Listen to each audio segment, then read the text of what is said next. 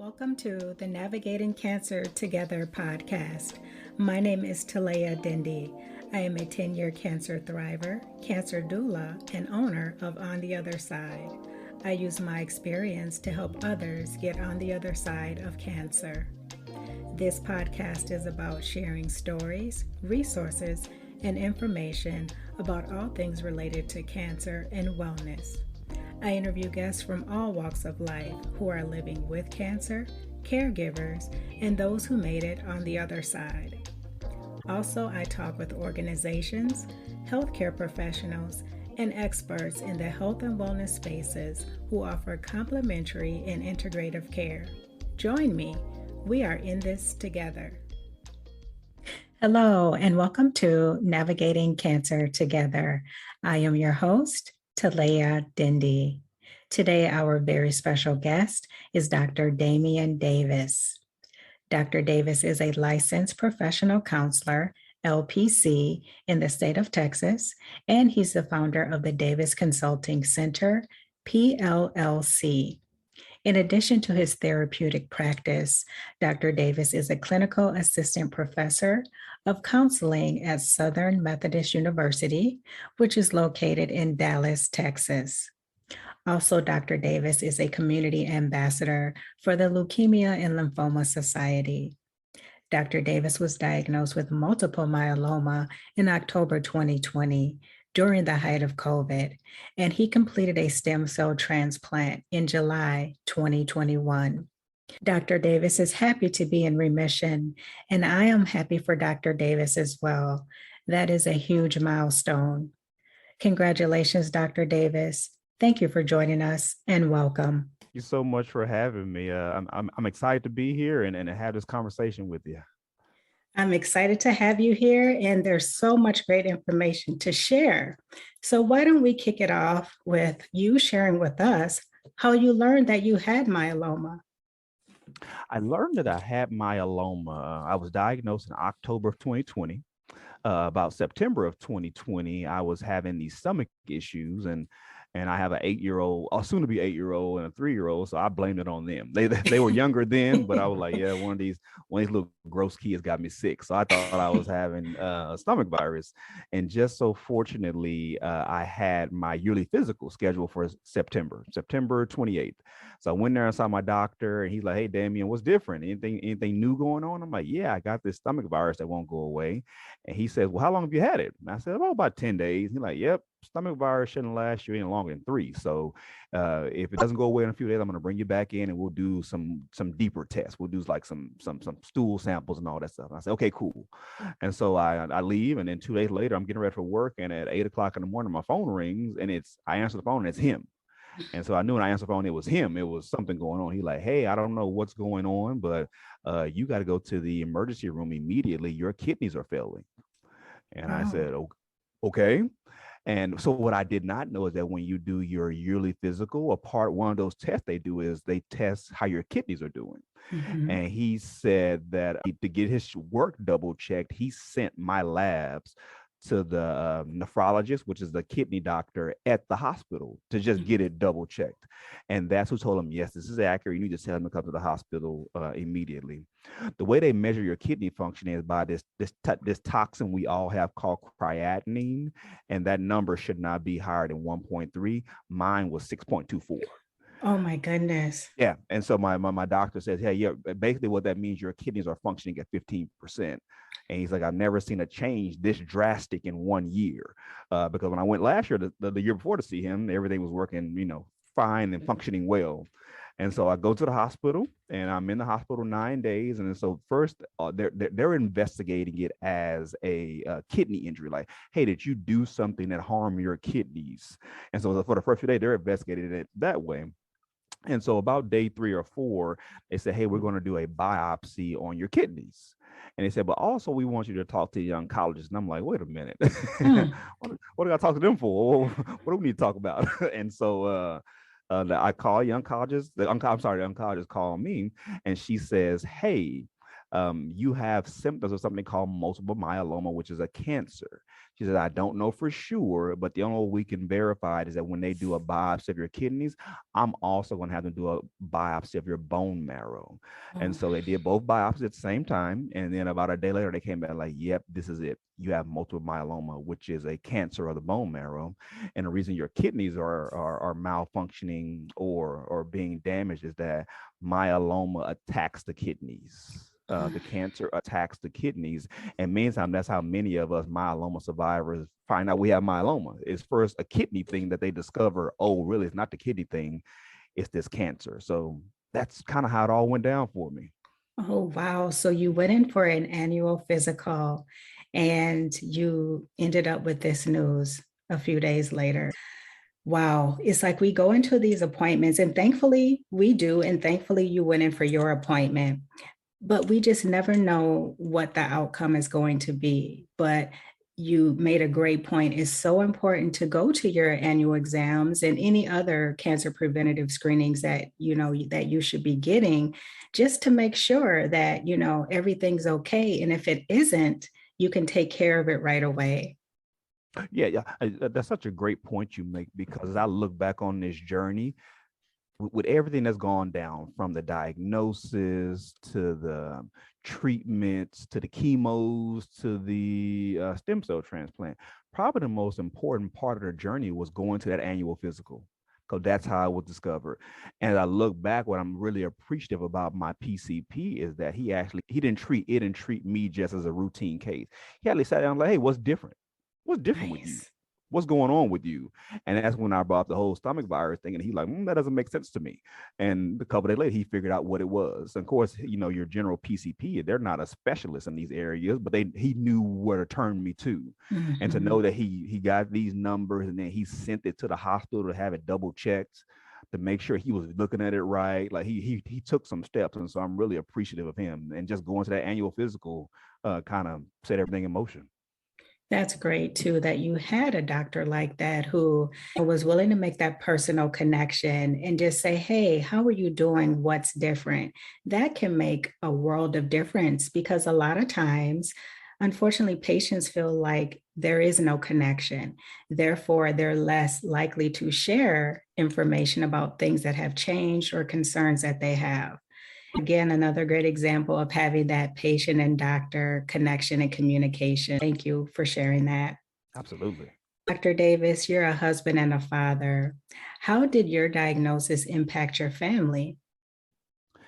It's so, I mean, we can do a podcast just on that. Mhm. Like it's so impactful because you're sitting there and it's something that us cancer thrivers say, and I know you're familiar with this, that there's life before cancer and there's life after it. Like everything after you're diagnosed will be under this umbrella of cancer survivorship, right? And so I remember sitting there with my wife and getting the diagnosis. And also, let me throw in there too, I was diagnosed at the height of COVID. Oh, And yeah. so you remember we kind of shut everything down around March 2020. So I was diagnosed October 2020. This is before vaccines and all that stuff. So even protocols of entering the hospital were different. Those Mhm. things were different. So Yeah. we're sitting there, and at that time, I think our daughters are 1.5 and 6. And so they don't Um, understand that. They don't quite understand that. They know I'm not there. They know I'm in the hospital, but they don't quite know what that means. For my wife, I think she kind of went into fix it mode, as in, okay, mhm. what do I got to do now? How do we keep ourselves afloat and all that stuff? I'm not sure that us as a family were able to understand the emotional toll of it until Mhm. much later on. I think it was months in, and when we kind of exhaled and were like, wow, that's a lot. That's a lot. Yes, Dr. Davis, I hear that so often from families and caregivers. Their main concern is just making sure that their loved one is being taken care of. And like your wife, they just jump into that mode and they just do whatever they got to do. For some families, unfortunately, that communication piece just isn't there. So they lose connection and they start to shut down. How did that work for you and your wife? Were you guys still able to talk about the things that needed to get taken care of? Were you sharing how you felt in relation to all of the things that were going on? Were you able to have, I know you said the emotional piece didn't come later, but were you still able to keep that important communication going? I think we stay one of the great blessings we had. We stay really connected. We stay very Good. connected, and trying to figure out what this looks like. That doesn't mean everything was smooth, and there were some disagreements in there as well, but we Yeah. stay connected. I think we both had an individual struggle that impacted things. For me, it was, wait a minute, I can't. My independence is being stolen for a little bit. Mhm. I don't like that. And That's so for huge. me, I think that led to levels of sadness and depression for me. Yeah. And for my wife, I think that she was just extremely overwhelmed. And I could see it, but she wouldn't talk to Mhm. me about it. She like, nope, not talking to you about it. But she has some wonderful girlfriends that she could reach out to, and a good community. But I think for her, it was a level of overwhelm. And for me, it was feeling that independence and being able to help was taken away, and that was not enjoyable either. Mhm. I can totally relate. And it's really good, though, that your wife had that community of people to rally around her because caregivers are often forgotten in all of this as Oh well, yeah. because it's a huge toll on them. And Hmm. neither parties asked for this, but both parties are just trying to jump in there and do what needs to be done. And so that's important. So thank you so much for mentioning that your wife had that support also. Okay, yeah. Dr. Davis, please tell us what kind of treatment did you have? Was it just the stem cell transplant, or were there other forms of treatment? And then also, what did your decision making process look like for the forms of treatment that you received? So it's interesting that my wife and I, we joke, like we say we got like an associate's degree in cancer now. Like we understand it. We know all these terms, and what these meanings are. But in the beginning, you don't know anything. And you better not start Googling stuff, because it'll freak you out. So you can't do that either. And so what would happen is that when we would get introduced to somebody, like, okay, this is the treatment, this is the plan, we trusted the doctor, but we did our own research too, and Mhm. figuring out things. So for me, what they did, they started, which is a pretty common treatment for multiple myeloma, they started me on two chemo medications.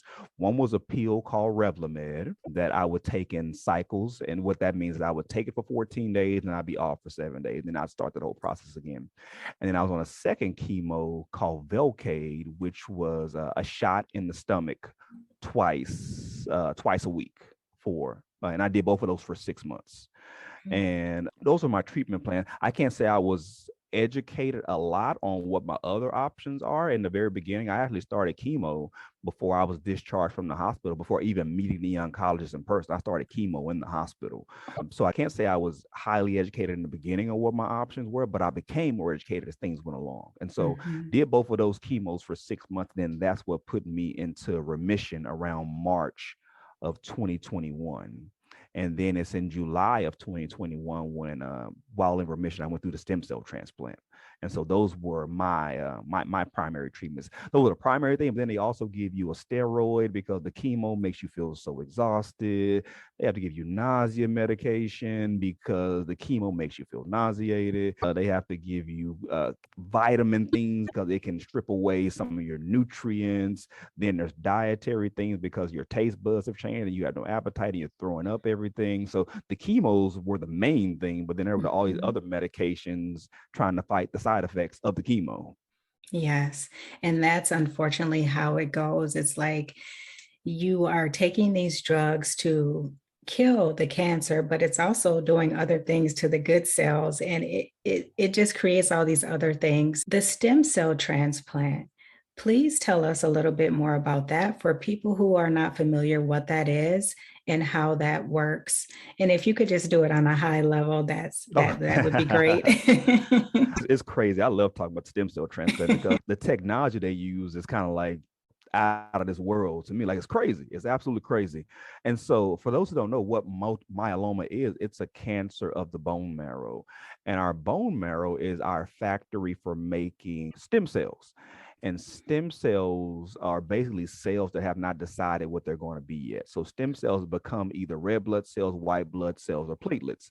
And so what myeloma does, it becomes a cancerous cell in your bone marrow.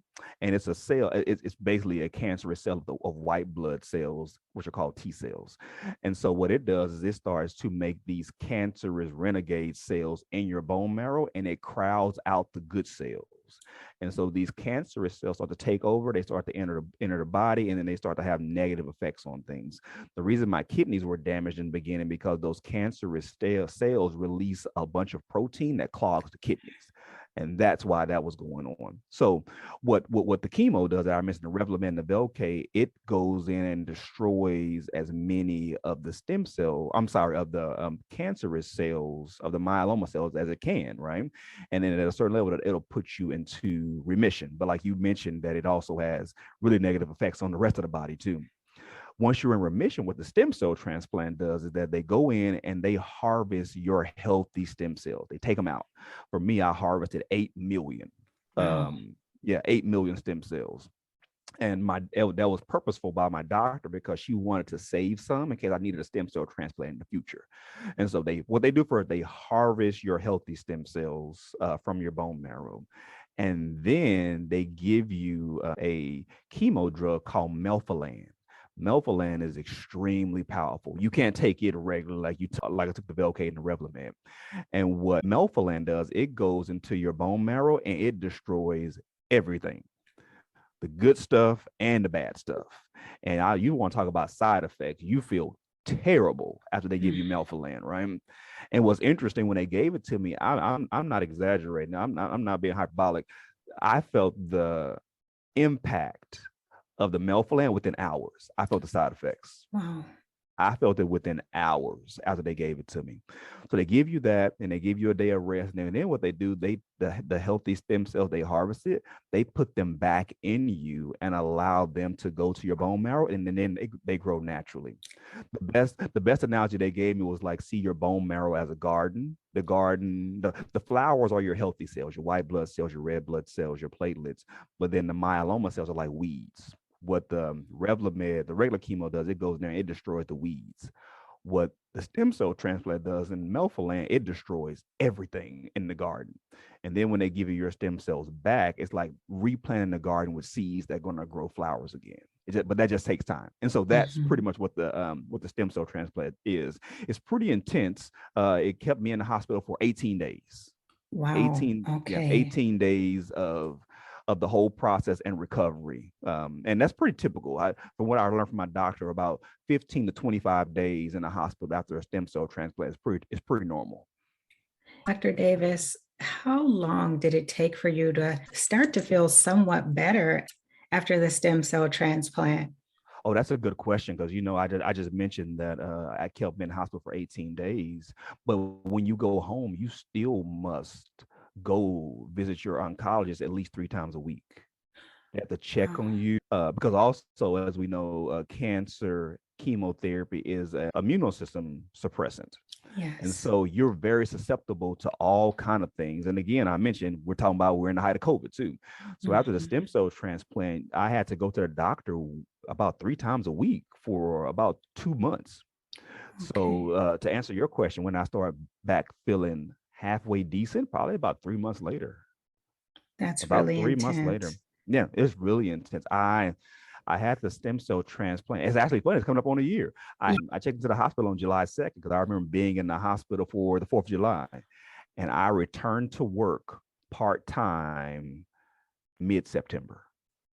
So that kind of gives you a gauge of how long it took Yes. me. And even when I returned to work part-time, I wasn't anywhere near 100%. I was probably around 60%.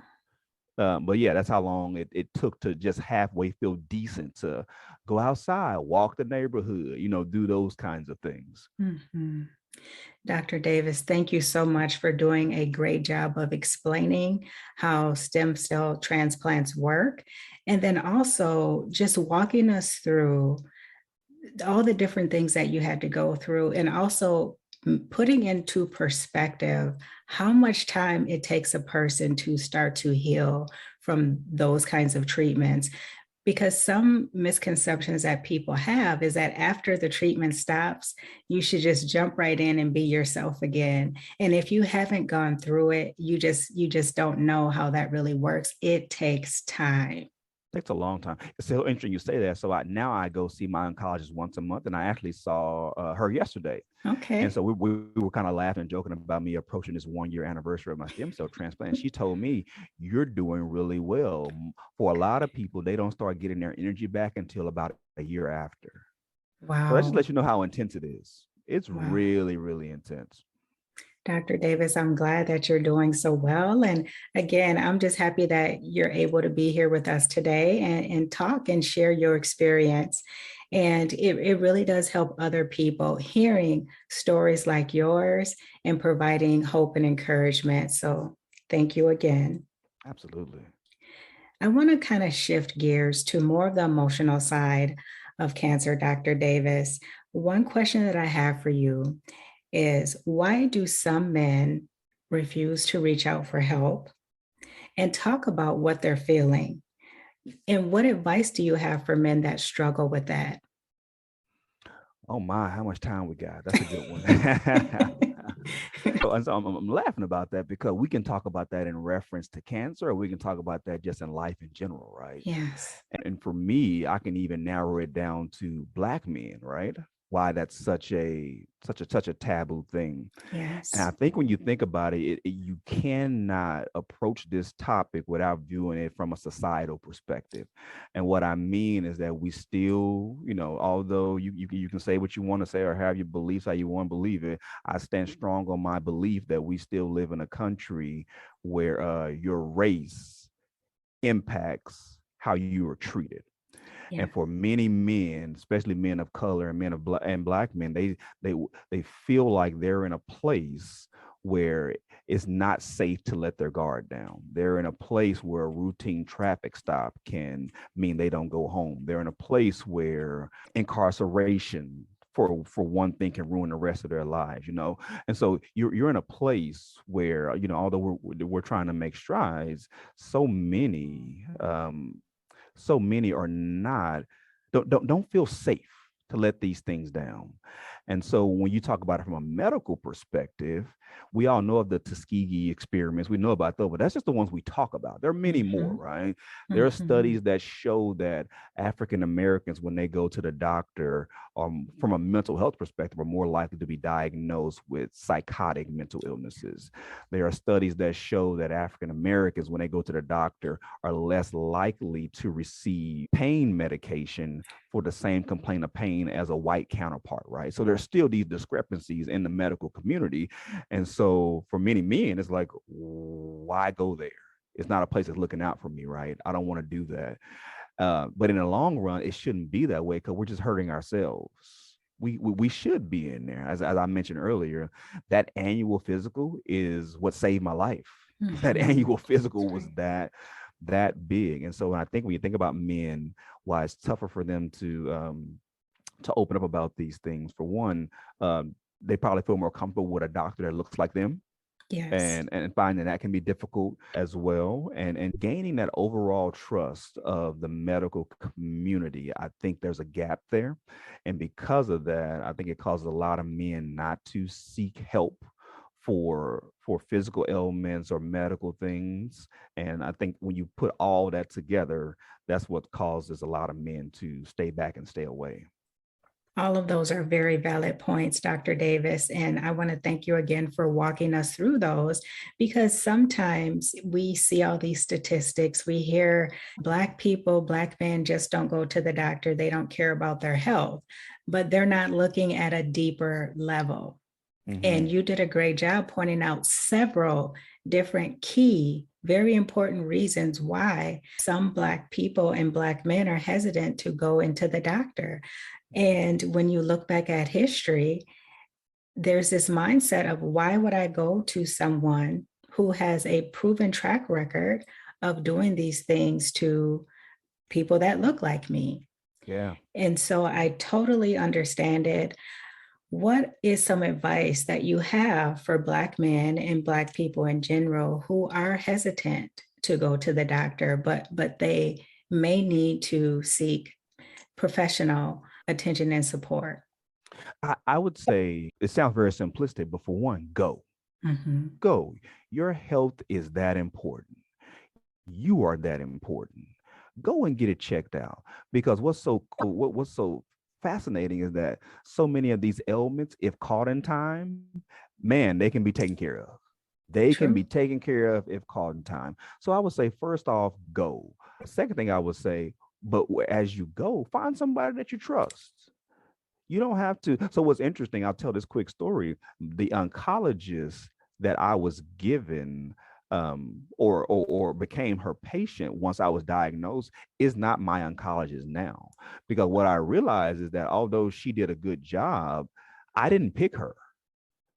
And once I connected with my doctor who did my oncologist who did my stem cell transplant, I'm like, wait a minute, you answer my questions more thoroughly. You do these things better. And so I switched because this is my health and I have to take ownership of it. So what I would say to people hesitant to go to the doctor is go.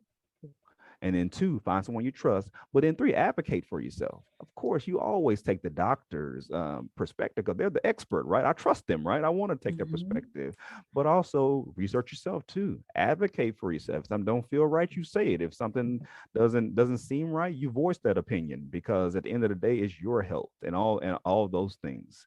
And so, yeah, I would just advocate for yourself and know that your health is that important and you're that important to go get that stuff checked out.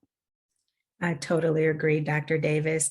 And I really like how right in the middle of your treatment, you said, hey, this this doctor, this oncologist, we're not connecting as well as we should. She's not answering my questions as well. You empowered yourself and said, hey, I can go find a different person.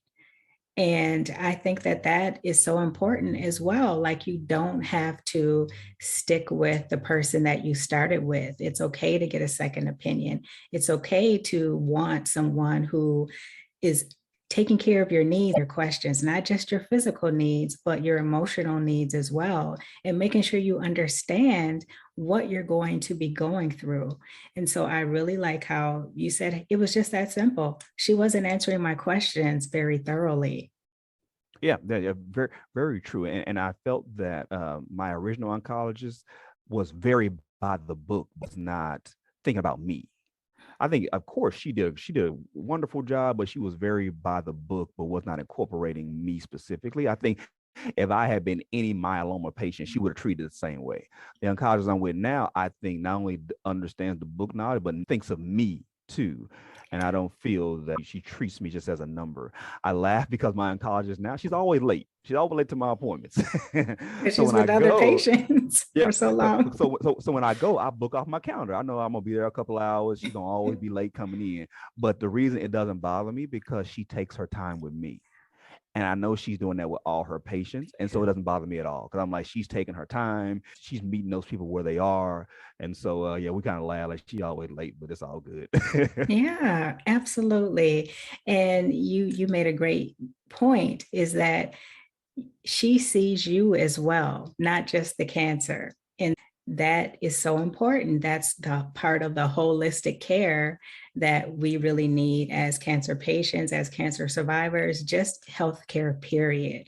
That makes a big difference. Thank you for sharing that again. Dr. Davis, how did you take care of your own personal mental health during your cancer journey? I think the first part, so my natural personality is to, you know, be independent, somewhat driven, get after things and try to make stuff happen. Serving, all those things are really, really important to me. And so the first thing I had to do was be okay with not being okay. Like in that moment on those chemos kicked my butt. Like those side effects were tough. Like they were evil. But it was understanding that it's okay in this moment not to be your full self. It's okay if you sleep 12 hours a day. It's okay if you can't take the trash out. It's okay right now. You can't do those things, and that's okay. And then once so as I told you, I think I was telling you earlier that the emotion kind of came in later. Once I Mhm. settled with that, I sought some counseling myself. And what's really interesting that people don't know, but us mental health professionals, that they encourage that we always have a counselor. Even you just Yes. go check in once a quarter, just go check Mhm. in with someone, because you are always dealing with the issues of other people. And you love it, Mhm. but it's heavy, right? So they Yes. always recommend that. And so during that time, was I wasn't feeling better, but just when I settled with the emotion of it, I went in and saw some counseling myself, and it was helpful. Not that they had any answers or anything, but it was just helpful to have to a safe space to voice some of those things. And then once I my body somewhat adjusted to the chemo, I would take pride in being able to do small things again. I remember going Yeah. and cooking again, and Yes. I was so tired, I had to have a chair by the stove and sit down and cook. I couldn't stand up and Yeah. cook, but I was Mhm. able to cook. And so I was able to take pride in some of those very, very, very small things. That's very important. You have to take small steps, and then eventually you'll get back to maybe not your full self, but just going from, like you said, sleeping 12 hours to maybe sleeping 8 hours a Hmm. day and just doing those things the best that you can. It doesn't have to be perfect, but the fact that you're able to do something, that's progress and that's the goal. Dr. Davis, I want to talk about something you mentioned a little bit ago, and it was for Black people being able to find like Black doctors, Black therapists. Hmm. I'm in Minnesota, so it can be sparse. For other people in areas where there may not be a lot of Black doctors or therapists, what advice do you have about finding those folks? Can you seek them out online? Where would you recommend starting? So that's a really good question. And so I'll say this: our American Counseling Association, the American Psychological Association, they're working on something, because right now, technically, you can, as a mental health professional, you can only see clients in the state where you're licensed. So let's say, so I'm here. So you're in Minnesota. I'm in Texas. I'm here in Dallas. Mhm. And so if someone in Minnesota wanted to see me, technically they couldn't. Because I'm not licensed in Minnesota. And so what the two big organizations, the ACA and APA, are working on is getting states to sign on to a bill that would allow us to cross state lines without being licensed there. So that's one big thing. But we know how government works. That may be 10 years from now. I don't know. Because so far they got 8 states to sign on. We got 50 of them. So they're trying to work. They're trying to work on that. What I would say, because you're right, in rural areas, in places where you may not have a lot of folks of color, that's one good thing of telehealth, is that don't get me wrong, I'm old school in my therapeutic beliefs. I still think in person is better, because I can see your body language, I can get your energy, we can bounce off each other. But telehealth is still effective as well. And so if you live in a place where there may be more Black people in Minneapolis than a smaller town in Minnesota, at least I can connect with them through a telehealth perspective. So there's some wonderful website. There is Therapy for Black Girls. So that's a website for finding therapists of color. There is Therapy for Black Men. That's another website that's really, really effective. And also websites like Psychology Today, um, Good Therapy, those places, they're not catered to a certain race, but you can go on there and see therapist pictures, and you can go through, you can type in your zip code and people will pop up for you, right? So there are Mhm. tools out there. And I'll tell you this, I've been found a couple of times by clients Googling Black therapists in certain areas. Yes. And then what you do, your name will just pop up. Like, yeah, I just found you by Googling Black therapists in certain area, or I Googled Latino therapists in this area, right? And then these names will start popping up. And so the power of Google is helpful as well. So you're right. You can exist in some cities where you don't have a lot of folks of Yeah. color, but with telehealth, with some of those websites I mentioned, with some of those resources, you still can find people to connect with. Thank you for sharing that. Dr. Davis, there's some confusion about, what is a therapist? What is a licensed professional counselor? What is the difference between the two? Just so our listeners know. So a therapist is a umbrella term for several different types of people who provide mental health services. So umbrella of therapists, you have licensed professional counselors like myself, you have social workers, you have licensed marriage and family therapists, you have psychologists. A lot of psychologists don't like being called therapists, but for the layperson, it is what it is. So basically, what that means under that umbrella is that we all provide mental health services to you. And that's what therapist means. The one that's different is psychiatrist. A psychiatrist is an actual medical doctor who can prescribe medication. Licensed professional counselors, social workers, licensed marriage and family therapists, licensed chemical dependency counselors, psychologists cannot prescribe medication, but all can provide mental health services. If you're looking for medication management, you got to go to a psychiatrist, but most psychiatrists do not provide therapeutic services. They're really much there for medication management, and then they recommend you to someone like us to get the therapeutic services. So when you're talking about therapy, you're talking about that stereotypical thing you see on TV, someone I'm meeting with weekly or bi-weekly, discussing issues and kind of overcoming some problems. So that's what therapy means, because it's kind of an umbrella term for anyone who can provide mental health services. Great, thank you. Dr. Davis, you mentioned that you prefer to work with your clients in person. What Mm-hmm. are some other ways that you support the people that you work with? So it's interesting because when you wear the hat of a therapist, it's such a dynamic thing because you create these extremely intimate relationships with your clients. It's extremely intimate. You got to understand, they come and tell you stuff that they haven't told anyone else. So it's very intimate. But I say it's a weird relationship because you can't go to dinner with them. You can't go hang out with them. You can't go to the barbecue. You can't do any of that stuff because it's not allowed by rule. I've had several family members come to me and like, hey, we want to come to you for therapy. And I'm like, yeah, you can't. That's illegal. And for them, they don't understand. Like, I'm comfortable with you. You're the one I want to work with. I said, I completely get it. Yeah, But legally, we can't do that, right? So you have these different kind of genres in it where very intimate, however, has boundaries on it. And so when you're a therapist, you're always there for your client, but there may be situations where you have to go beyond the therapy room. 'Cause I'm a big believer that your impact should be beyond just the therapeutic room. And so yeah, that may mean you may have a client in an emergency. This is not doesn't happen often, but a client may be having thoughts of hurting themselves. They may reach out to you on a weekend, and you got to step in there and help them out, right? yeah, So that's a way to help. I think another way that many of us try to help is advocating for our clients. So we may not be doing anything specifically for that person, but we may be trying to get legislation changed to get more opportunities for that. And another thing that I do is that not only do I have a therapeutic side, but I really, really enjoy my teaching side as a professor as well, because I get a chance and opportunity to help mold and pour into the next generation of counselors who are going to go out into this world, and they're going to help a lot of people too. So those are some of the ways that I hope are being effective and helping folks in the therapy room and outside of it.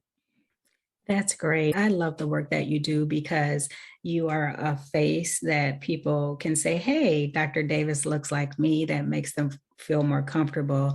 But then, as you mentioned, you're also doing the teaching piece where you are welcoming in another generation of counselors and therapists who are much needed, and just letting them see that Dr. Davis is doing this, I can too. Oh yeah, And definitely. just creating that space, providing that education and mentorship and support is so important because we do need more Black people in the mental health space, in the health space, period. And I just think that could make a big, big difference. Oh yeah, I completely agree. And you understand this, that when you're a person of color, when you're a Black person, there are certain spaces you enter, and the weight you carry is a little different. And Yes. so, being a therapist of color, being a Black therapist, the weight is a little different because the expectation is not only do I have to be a good therapist, I understand the cultural piece of this too. Right. And that means a lot. And the same thing is in the classroom. I work at a university that has a lower number of students of color, growing, but a lower number of students of color. And so you have to understand, when you become a licensed professional counselor, you're getting a master's degree. You have Yeah. to a master's degree to do this. So when some of my students of color walk in the classroom, they see me, they're like, oh, wait a minute. Yeah. I have someone that, like you said, I can see and they're doing this. And not only can they guide me as my professor and help me in my education, they can also help educate me on the connection from the cultural side as well.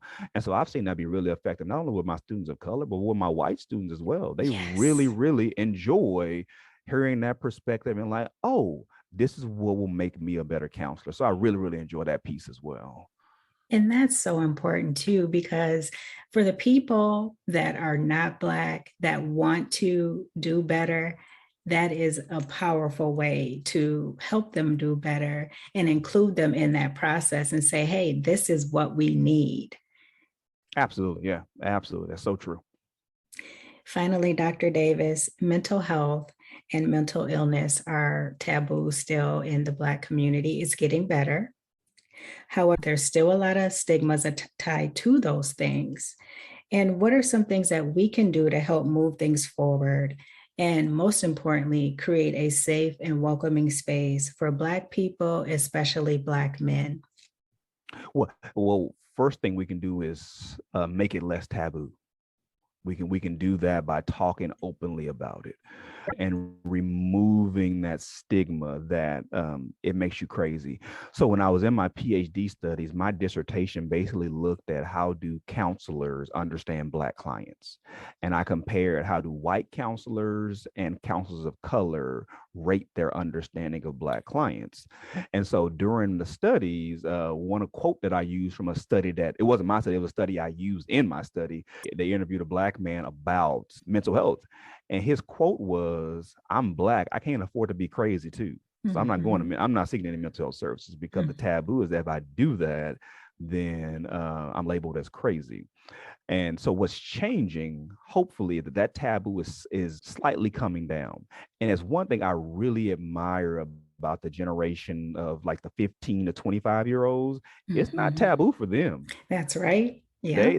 They are moving the needle forward and understanding that my mental health in some ways is more important than my physical health, because we understand that mental struggles can have a physical impact on you, can increase blood pressure, can increase stress, can increase those negative neurotransmitters in the brain that cause negative impacts on thinking and synapses and all those things and on and on and on. And so I think what we can do is start to remove the taboo.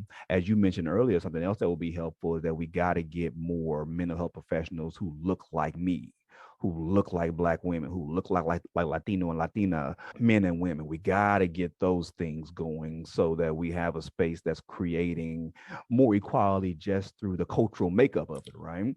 And then if you have a mental health experience, if you're okay at your level of comfort, talk about it with people. Yeah. You would be surprised how many folks I've gotten counseling just because they know me. They trust me. Of course, they can't see me, but I'm like, I know someone who'd be great for you. And so I've gotten so many people to go to counseling. And one thing I love, and I joke about this with my clients, is when they become mental health advocates, they'll come into counseling cautious. And then 3 months later, they telling me about how they handing out cards to people to go to counseling.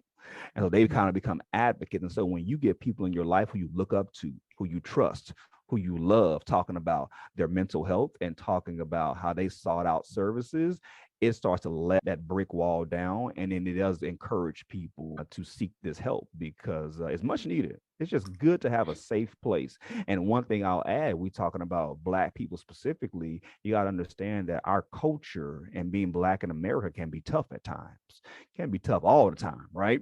And so, meantime, we have mental health things just by being a Black person.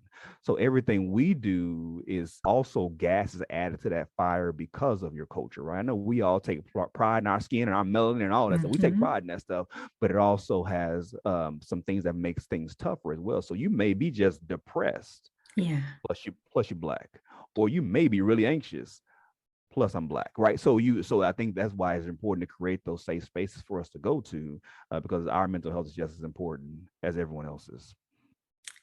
Well said.